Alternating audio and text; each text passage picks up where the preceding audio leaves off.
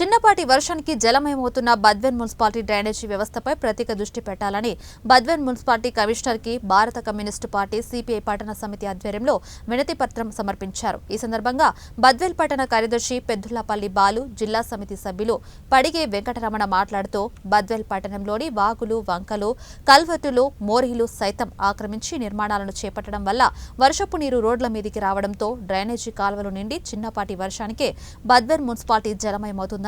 తక్షణం ఆక్రమణలు తొలగించాలని వారు డిమాండ్ చేశారు.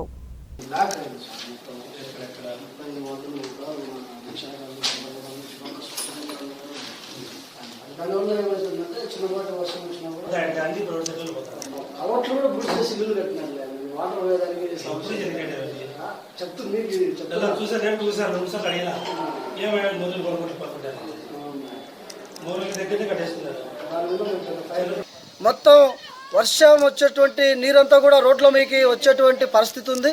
కాబట్టి మున్సిపల్ అధికారులకు మేము ఒకటే విన్నవించాం, సార్ ముందస్తుగా మొత్తం ఈ బద్వేలు పట్టణంలో ఉన్నటువంటి డ్రైనేజ్ మీద దృష్టి పెట్టాలి. లేని పక్షంలో మొత్తం సీజనల్ వ్యాధులు స్టార్ట్ అయ్యేటువంటి పరిస్థితి ఉంది. మళ్ళీ బద్వేలు అంతా కూడా మొత్తం మెయిన్ రోడ్లో కూడా నీరు పారేటువంటి అవకాశం ఉంది.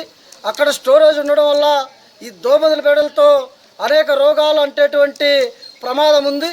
కాబట్టి మొత్తం ఈ డ్రైనేజ్ వ్యవస్థను క్లీన్ చేసి మొత్తం ప్రజల రోగాల నుండి కాపాడాలని చెప్పి కోరుకుంటా ఉన్నాం. అదేవిధంగా బద్వేల్ పట్టణంలో సీసీ రోడ్లు వేశారు. సీసీ రోడ్లు వేసిన తర్వాత మొత్తం సైడు మట్టి తోలడం మానేశారు, కాంట్రాక్టర్లు మరిశారు. కాబట్టి మేము ఒకటే భారత కమ్యూనిస్ట్ పార్టీ తరఫున కోరుతా ఉన్నాం, ఎక్కడెక్కడైతే సీసీ రోడ్లు వేశారో ఆ సీసీ రోడ్ల పక్కన సైడు మట్టి తోలకపోవడం వల్ల వాహనదారులు ఇబ్బంది పడుతూ ఉన్నారు. అదేవిధంగా కాలనీలో చిన్న పిల్లలు ఆడుకుంటూ కింద పడేటువంటి ప్రమాదం ఉంది. కాబట్టి తక్షణం రోడ్డుకి ఇరువైపులా మట్టి తోయించాలని చెప్పి, అదేవిధంగా బద్వేల్ మున్సిపాలిటీలో ఉన్నటువంటి కలవట్లు, కాలువలు మొత్తం ఆక్రమించి నిర్మాణం చేపట్టారు. అవన్నీ కూడా తొలగించి బద్వేల్ మరో జలమయంగా మారకుండా చర్యలు చేపట్టాలని చెప్పి మున్సిపల్ అధికారులను కోరడం జరిగింది.